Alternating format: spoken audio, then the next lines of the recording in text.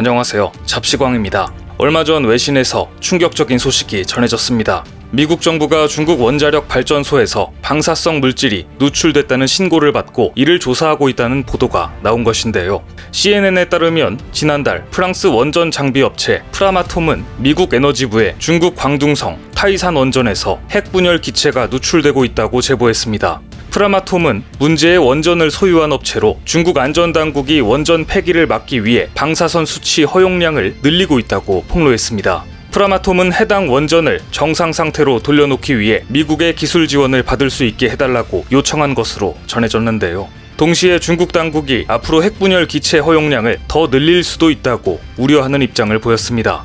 원전 운영사로서는 당국이 지정한 방사선 허용량을 초과하면 원전을 폐기해야 합니다. 그런데 중국에서는 이를 초과하는 사례가 많다 보니 중국 당국이 허용량 자체를 최초 수준보다 2배 이상 늘렸다는 이야기입니다.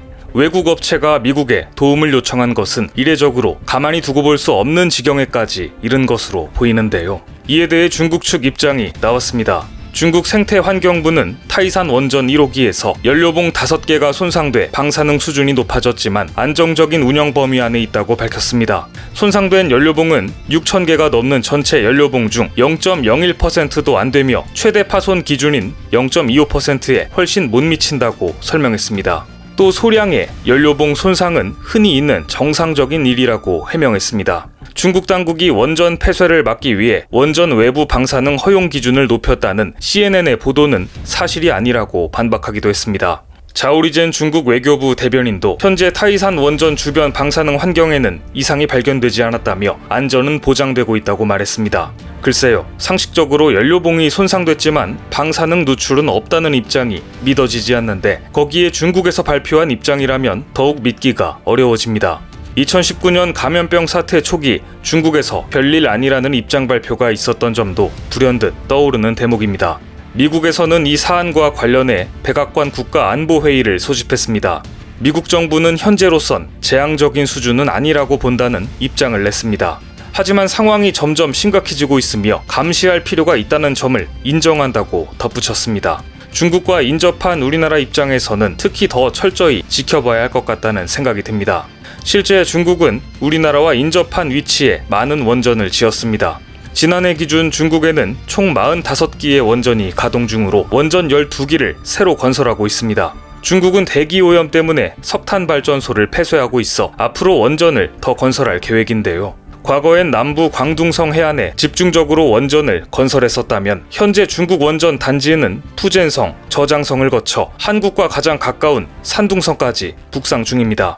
더 심각한 문제는 해당 지역이 편서풍의 영향을 받는 곳이라는 것입니다. 중국에서 원전 사고가 일어나면 유출된 방사능이 바람을 타고 우리나라 전역에 퍼진다는 이야기입니다. 뿐만 아니라 중국은 서해에 떠다니는 원전을 지을 계획을 가지고 있습니다. 중국 국무원이 공개한 자료에 따르면 해상 부유식 핵 동력 플랫폼 시범 사업을 추진한다고 적혀 있습니다. 여기서 말하는 해상 부유식 핵 동력 플랫폼은 바지선이나 선박에 실려 해상에서 운영되는 소형 원전을 뜻합니다. 중국 정부가 해상 원전 시험에 본격적으로 나서겠다는 방침을 확정하고 알린 것으로 볼 수 있는데요. 2010년부터 해상 원전 연구를 시작한 중국 핵공업그룹은 이미 개발을 마치고 중국 정부의 승인만 기다려왔었습니다. 해상 원전은 정확한 규모가 알려지지 않았지만 지상 일반 원전의 10분의 1 정도로 소형 규모가 될 것으로 보입니다. 설치될 위치는 산둥성 옌타이시 앞바다인 것으로 전해졌습니다. 그런데 산둥성은 중국에서 한국과 가장 가까운 곳으로 옌타이에서 인천까지 직선거리는 400km가량에 불과합니다. 따라서 국내 환경단체들은 서해바다에 떠다니는 체르노빌이라며 반발하고 있는데요. 원전 설치 지역이 한반도와 가까운 곳으로 확대되고 있어 한국으로서는 매우 신경이 쓰이는 대목입니다. 중국이 떠다니는 원전을 지으려는 서해에는 최근 지진까지 발생하면서 불안감을 가중시키고 있습니다. 실제 올해 초 중국 산둥성 칭다오 해역에서 규모 4.6 규모의 지진이 발생했었습니다. 진앙지는 중국 해안에서 332km 떨어진 중국 해역이지만 한반도 서해안과 불과 200km 남짓 떨어져 있는 곳입니다. 이 때문에 당시 한국 서해안 일대에서도 지진이 감지됐었습니다. 기상청에 지진을 느꼈다는 시민들의 신고가 15건 접수됐고 광주광역시, 목포, 서울에서 지진을 느꼈다는 제보가 여러 건 접수됐었습니다. 일각에서는 지진이 일어난 해역이 중국 해상 원전 건설 장소와 가깝다는 주장도 나왔는데요. 안전성 우려 문제가 불거지고 있는 이유입니다. 그런데 사실 바다에 떠다니는 소형 원전은 마냥 나쁜 것만은 아닙니다. 다만 중국에서 만든 소형 원전이 서해바다에 떠다니는 것 자체가 믿을 수 없고 우리나라 입장에서는 불안한 것입니다.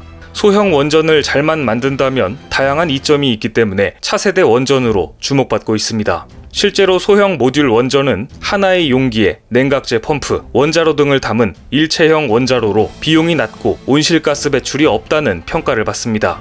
이 때문에 미국, 영국, 러시아 등에서 소형 원전 모델 개발에 박차를 가하고 있는데요. 미국 원자력 규제위원회는 2026년까지 미국 유타주에 소형 원전 12기를 건설하기로 하고 설계 검토에 나선 상태입니다. 지난해 미국 에너지부도 차세대 원자로 지원에 7년간 32억 달러를 투자하겠다는 계획을 밝혔었습니다.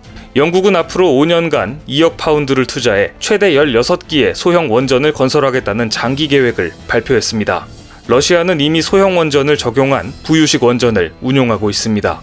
뿐만 아니라 빌 게이츠도 소형 원전에 대해 어떤 청정 에너지도 원자력과 비교할 수 없다면서 개발 경쟁에 뛰어들었다고 밝혔는데요. 2029년까지 미국 와이오밍주에 25만 가구의 전기를 공급할 345메가와트급 발전소를 짓는 게 목표입니다. 소형 원전이 탈탄소 에너지 정책 전환 속에서 안정적인 전력 확보 수단으로 인기를 끌고 있는 것입니다. 대형 원전에 비해 건설비마저 적어 수요도 빠르게 늘고 있습니다. 이 같은 이유로 관련 기술 개발에 한국도 적극적으로 나서고 있습니다. 최근 삼성중공업과 한국원자력연구원이 해양용융 염원자로 개발과 공동 연구를 진행하기로 했다며 반가운 소식을 알렸습니다.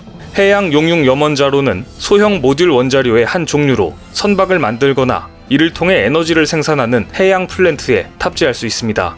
핵 연료의 사용 주기는 20년 이상으로 선박 수명 주기와 같아 한 번 탑재한 후 교체할 필요가 없습니다. 고효율 전력과 수소도 동시에 생산할 수 있어 차세대 그린 수소 생산 기지 등 다양한 분야에서 활용할 수 있을 것으로 보이는데요. 실제 얼마 전 한미 정상회담에서 미국은 한국의 원전 기술에 큰 관심을 보였습니다. 한국의 기술력을 높이 사고 해외 원전 시장 공동 진출을 제안한 것입니다. 지난달 양국은 공동 성명을 통해 원전 사업 참여를 포함한 해외 원전 시장에서 협력을 강화하기로 했다고 발표했습니다. 또 양국은 함께 원전 공급망을 구성해 해외 원전 시장에 공동 참여하기로 했습니다. 전통적인 원전 강국인 미국과 기술력을 갖춘 한국이 손잡으면서 원전 수출도 탄력을 받을 것으로 보이는데요. 그런데 벌써부터 한미 원전연합의 성과가 나오기 시작했습니다. 두산중공업이 신규 사업으로 추진 중인 소형 모듈 원자로 프로젝트에 한국과 미국이 협력하기로 한 것입니다. 실제로 원전 설계, 제작, 시공은 한국이 맡고 냉각제, 펌프 등 주요 부품과 운영 사업은 미국이 맡는 방식이 유력하게 거론되고 있는데요. 양국은 사우디아라비아의 차세대 원전 2기 수주전을 함께 참여하게 될 전망입니다. 한미가 한 팀으로 수주전에 참여하면 두산중공업이 핵심 기자재 공급을 맡는 것은 따놓은 당상입니다. 뿐만 아니라 체코 전력공사가 한국, 미국, 프랑스 원전 입찰 후보를 대상으로 선정하고 보안 평가를 진행하고 있다는 소식도 전해졌습니다. 앞서 체코 정부는 원전 입찰 후보에서 중국과 러시아를 배제하면서 한미 원전 연합의 수주 가능성이 매우 높아졌습니다. 원전은 한편으로는 위험하지만 그만큼 이점도 큽니다. 미국에서 주도하는 친환경 탈탄소 열풍에 동참하기 위해서는 원전이 필수적이라는 이야기가 나오고 있습니다. 한국은 미국도 협력을 요청할 정도로 세계 최고 수준의 원전 기술을 가지고 있습니다. 차세대 원전으로 꼽히는 바다 위 소형 원전 기술을 우리 기술력으로 안전하게 만들 수 있다면 대한민국은 앞으로 산유국 이상의 에너지 패권국으로 자리매김할 수 있을 것이라 생각합니다. 오늘 준비한 소식은 여기까지입니다. 댓글을 통한 여러분들의 많은 의견 기다리겠습니다. 많은 분들의 생각이 모였을 때 진정 가치 있는 지식이 완성될 것입니다. 시청해주셔서 감사합니다.